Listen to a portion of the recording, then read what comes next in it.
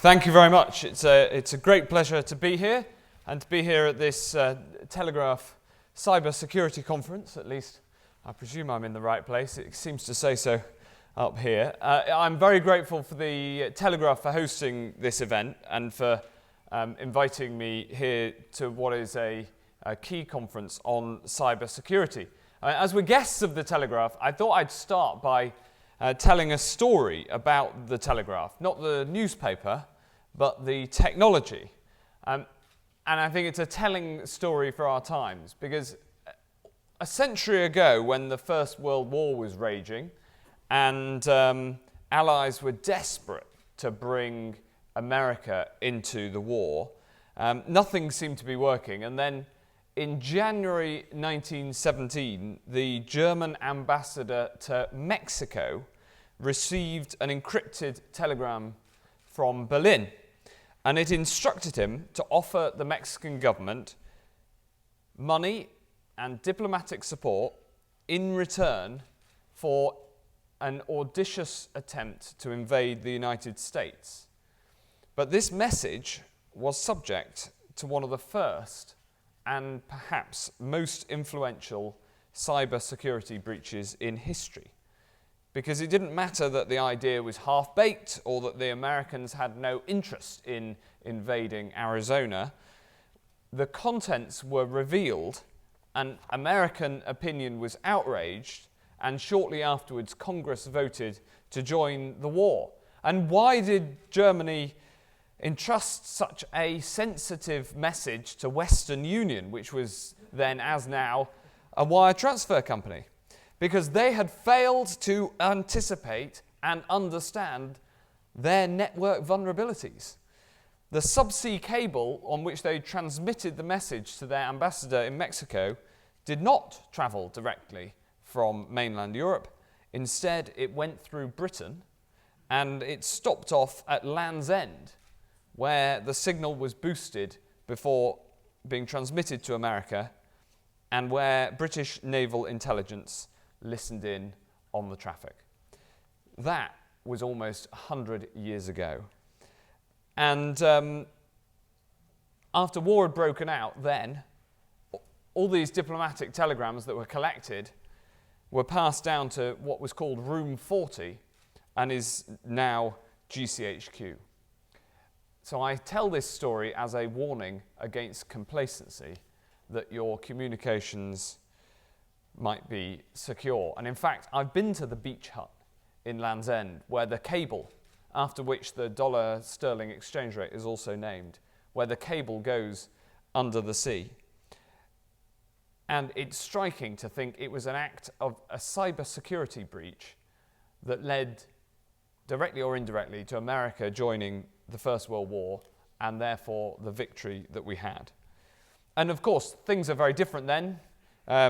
Telegraphy was the email of the day. It was trusted, it was widely used, it was familiar, it wasn't particularly cutting edge. And the key point is this: people thought that it was secure, but it wasn't. And 100 years on, our trusted communications are, of course, wireless and instantaneous and virtually cost-free, and data is stored in the cloud, not in filing cabinets.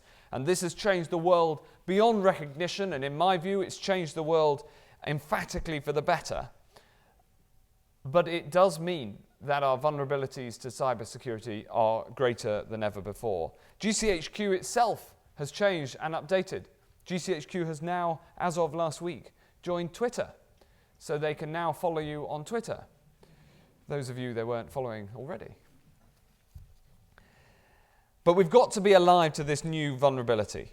And unlike in 1917, you don't need the state to inflict a massive data breach. When people's cybersecurity isn't up to scratch, what's needed is a laptop and an internet connection.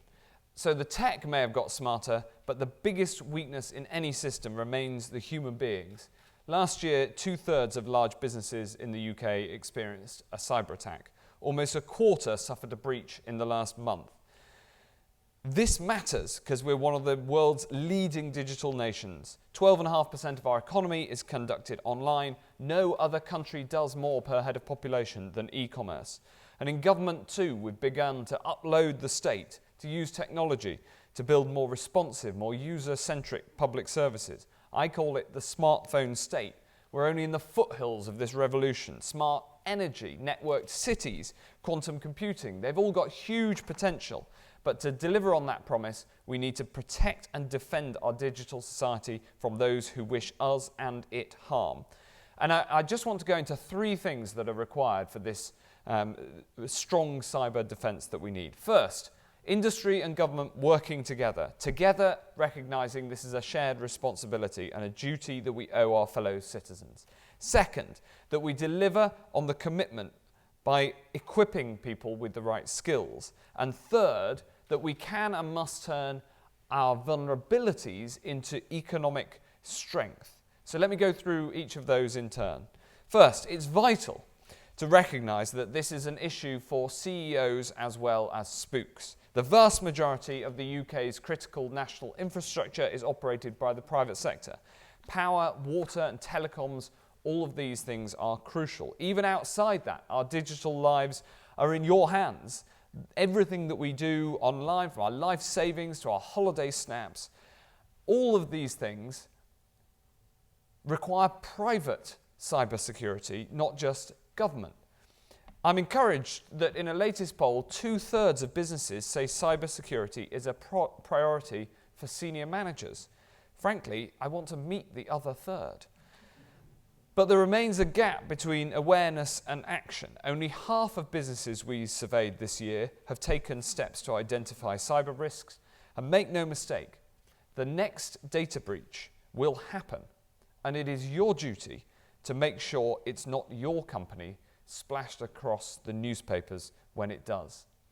But we don't expect industry to do it alone. We've created the UK's first systematic programme, the National Cybersecurity Programme. We're doubling the funding to 1.9 billion over the next 5 years. We're setting up the new National Cybersecurity Centre, reporting to GCHQ. And this centre is designed to provide a single point of contact for businesses. One of the bits of feedback we received was that we need a single point of contact for businesses in need of advice and support. I want the centre to become a world-class group of user-friendly expertise, a global leader. It will be under the steady hand of Kieran Martin, and the goal is that it'll bridge the gap between the worlds of government and industry. Today we're publishing the Centre's prospectus. It sets out how we'll work ahead of its full launch. It sets out how it will work ahead of its full launch later this year. And we want to hear from you and from businesses right across the country as to how the Centre can help you with your cybersecurity needs. So I strongly recommend that you read the prospectus, that you feedback on it, so that we can design the National Cybersecurity Centre around the needs of business. So the number one thing that we're going to do is have better partnership between industry and government and the new National Cybersecurity Centre. The second part, and something we know already from feedback, is vital, and that is skills. It's not just more skills. Computer security needs to become a basic life skill like learning to drive. And I think of learning to drive as a good analogy, because we want everybody to pass the driving test, and then we also need the elite Formula One drivers. So we need to grow the talent pool at every stage in the education system. We've started in schools, and now from the age of 8, pupils are learning coding in schools. There's competitions to get more girls interested in cyber. There's residential courses for students in years 12 and 13. But of course, those 8-year-olds who are learning to code are not going to be working in GCHQ or in business anytime soon, or we certainly hope not. And so we're also sponsoring undergrads, and we've launched the government-backed Cyber First banner to bring together all of the effort on improving cyber skills. We've opened up new routes into cybersecurity through the new Trailblazer apprenticeship, and I'm proud to give my support to the new extended project qualification, which the Cybersecurity Challenge has just created. This is a level 3 qualification equivalent to an AS level, teaching the basics of cybersecurity in 3 months, which can be done either in school or in college or as part of this challenge itself. So we're putting a huge effort behind the long-term skills pipeline, but we also need businesses to offer more training, more sponsorship of apprenticeships, more breaks for the best minds. And I think that if we commit together now, then the struggle in cyberspace can be Britain's opportunity. And this is the third thing that I want to come to. Not just about securing our defences, but also protecting and building the digital economy and growing that digital economy by growing the cyber economy. We're already one of the top 5 exporters in the world. The global market is growing by 20% a year. This is a huge opportunity. It means a safer Britain, because we're better at protecting our own, but it also means that Britain can exploit the business opportunities around the world. So we're doing our bit. We're funding test labs where startups can refine prototypes. We're also building a cybersecurity innovation centre in Cheltenham in order to get those links between government and industry working. And today I can announce a new cybersecurity trade champion for the Gulf to help UK companies win business in that region, in the same way that we have a dedicated cyber specialist in Washington supporting engagement with cyber businesses in the US. Our goal is to create an ecosystem, a commercial ecosystem, where there's cutting-edge research backed, supported where necessary by government, and allowing the startups to get scaled up and helping British companies to win business around the world. But I recognise that here we in government can create the environment, but it's for business to get out there and exploit the opportunities that this rapidly growing market presents. So this combination of a shared responsibility between government and industry, getting the right skills and boosting the cyber economy, I think if we get these 3 right, we can rise to the challenge. Everybody's got their part to play. There's no doubt that the cyber attacks on the UK are a serious and growing problem. But the history of technological advance, and with it the history of human progress, is a history ultimately of solving problems. After the First World War, the Germans were determined that their codes would never be cracked again. So they built mechanical encryption regimes instead. And in turn, we of course built the first digital computers to break them. And we didn't know back then that in what way the response would evolve, and we don't know now how we'll have to evolve the response to the current threat. But we must be honest about the threat, work together to drive progress, power innovation, build better tech, and that way we can help build a safer and more prosperous Britain. So that's our task, and I look forward to working with you in achieving it. Thank you very much. I'm very happy. Right, the Minister, I think, has got time for 2 or 3 questions. Do we have any points or questions from the audience, please, from the floor? At the moment, none, so I'll kick off with one. Ms. Hancock, the previous cybersecurity budget over the last 5 years, £875 million, 1.9 going forward for the next 5 years. We were told by a previous director of GCHQ that 80% of the problem could be solved by getting the basics right. Yeah. But in that previous budget, less than 9% of that cash was actually spent on public education, information, and awareness for everyone. Is there going to be a rebalancing of that percentage so that we can grow the skills and have a kind of society-wide approach to this? Well, it's critical that we do the work as a government, to the high-tech work to make sure that we can protect UK PLC as a whole. But we've also got to make sure that people know their responsibilities. That doesn't necessarily take huge amounts of government funding. What it takes is effective communication, and it takes people understanding their responsibilities. So there is budget behind that. As you say, the budget's expanding, so we're able to expand that part of the budget too. But the awareness of this is rising. I think the key thing is this. we've got to balance providing a protected environment with the fact that the responsibility for a data breach lies with the company themselves. And we certainly do not want in government us to take the responsibility for individual breaches, either whether legally, reputationally, these things are a matter for companies. So, as you say, the budget's going up. It means that we can expand all these activities. Right. Thanks very much indeed. Time for a couple more. Yes, he is in the middle there, the dark suit. Thank you. Hi. Firstly, thank you very much for coming along. But one of my questions relates to the small and medium enterprises, and so which are the biggest portion of our economy. Yeah. But also they are much less equipped to deal with these sorts of threats. Yeah. What role does government or larger enterprise have in helping secure our economy as a whole by helping those smaller companies? Yeah. Well, it's a very good point. I mean, before going into politics, I come from a small business background, a small tech business, a data business. When you type your postcode into the internet and it brings up your address, we wrote that software. So that is essentially a data management tool.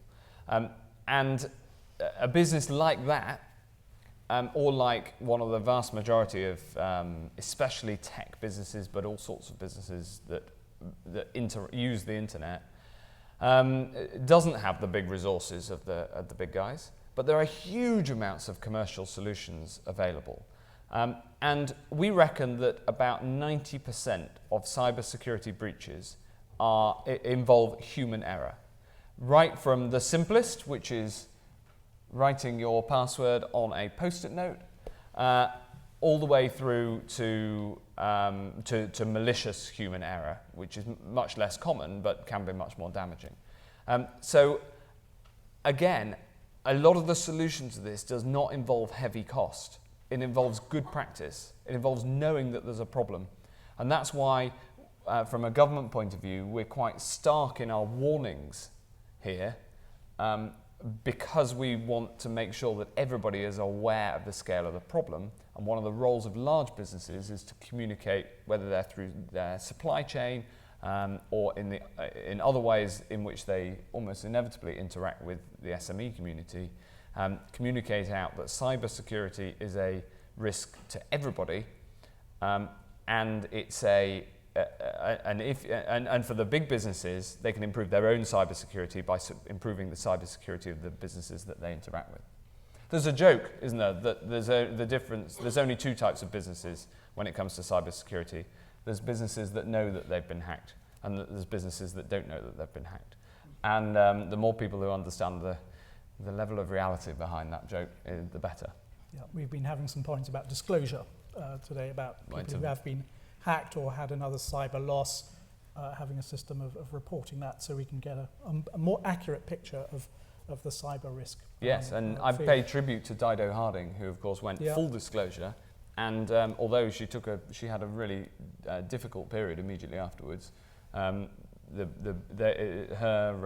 argument is that their relationship with their customers has improved as a result because of that openness. We actually had Talk give us a really interesting briefing on that this morning, which is excellent. I saw another hand. There we go. Thank you. Thank you, Minister. John Lyons from the International Cybersecurity Protection Alliance. We're great supporters of the Cyber Essentials scheme that, of course, you will know well, and I think it links to the gentleman's question just now, being a great solution for all manner of businesses. We do think perhaps government could help a little bit nudge that forward by putting a little bit more emphasis and public information behind it.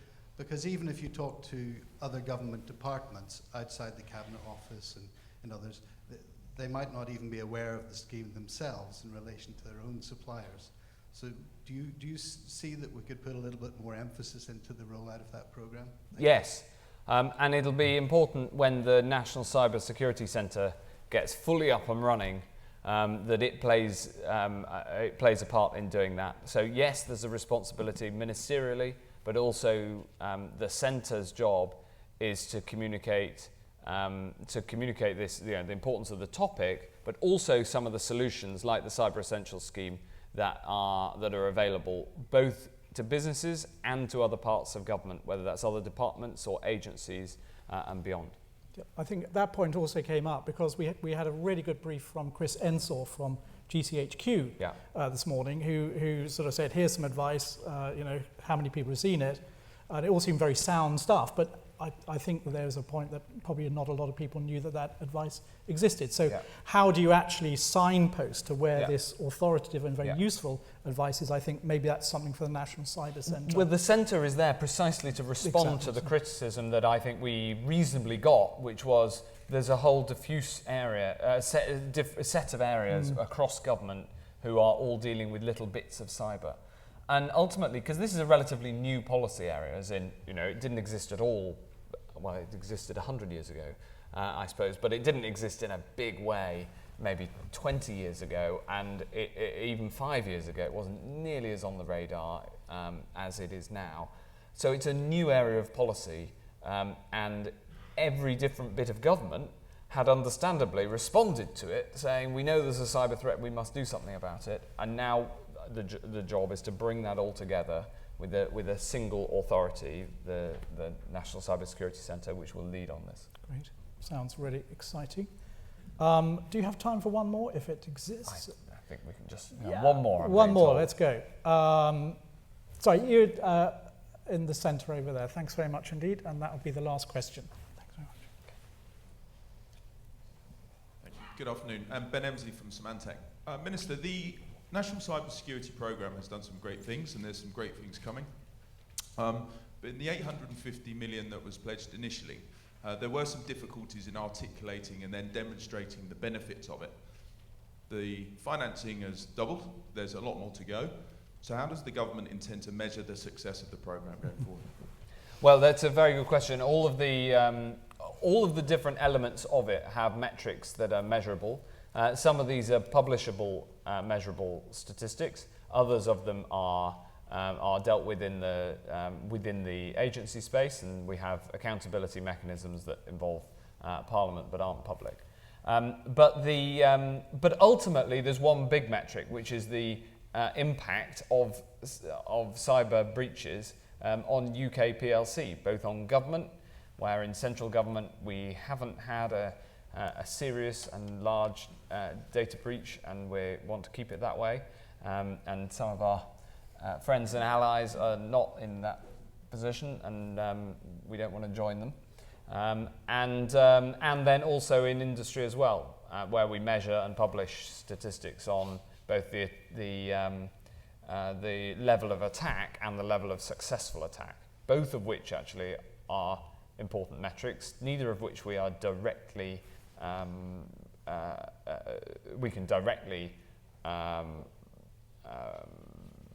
account for, but we can have a bearing on them, and so they're the outcomes that we're looking at, and then we're going to publish updates on those parts of it that we can in terms of getting there. I mean, there's a whole series of parts of the programme which are much more measurable and much more directly measurable. But the accountability for delivering on it is really important. Right. Thank you very much indeed. Ladies and gentlemen, I think that must conclude our time with the Minister. Thank you very much indeed, Mr. Thanks Hancock. very much. We share appreciation. Thank you very much indeed. Okay.